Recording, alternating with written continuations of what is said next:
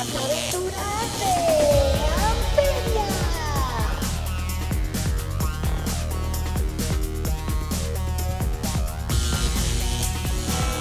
Presentamos Aventura en el Convento.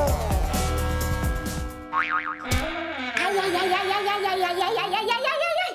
Que estoy haciendo periodismo de investigación. Periodismo de investigación, ¿sabes lo que pasa? ¿Sabes lo que pasa? Que hace poco he visto el Código Da Vinci y entonces me ha entrado así como una necesidad de ahondar, de profundizar en las cosas, de saber más, y a mí lo de los incorruptos pues siempre me da mucha curiosidad, ¿no? Esa cosa. Y entonces he decidido irme a estudiar el brazo incorrupto de Santa Teresa. ¡Ah! Ese que se llevaba a Franco a las batallas.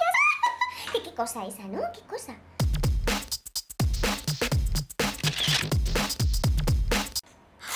Así que decidí ir al convento de las Teresonas de Clausura que está en Ávila. Esa ciudad tan mística, esas yemitas, esos chuletones, esas monjitas por las calles.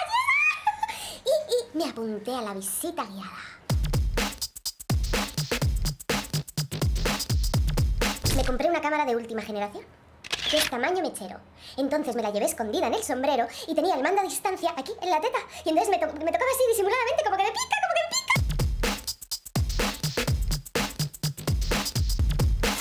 Y a la visita guiada, en realidad no se había apuntado nadie, solo íbamos la monja y yo. La monja que parecía Igor.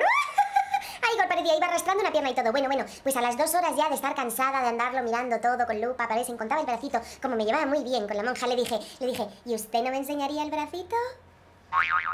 ¡El bracito! ¡El bracito que antes estaba fresquito!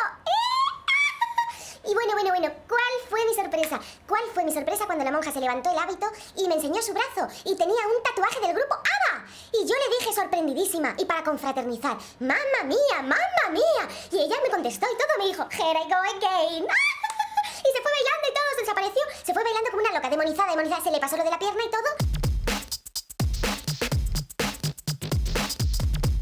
Yo lo empecé a ver todo oscuro, ¿eh? O sea, no sé qué me pasó, pero me empezaron a venir como un montón de imágenes a la cabeza, como muchas cosas. O sea, como el cura Albino del Código Da Vinci.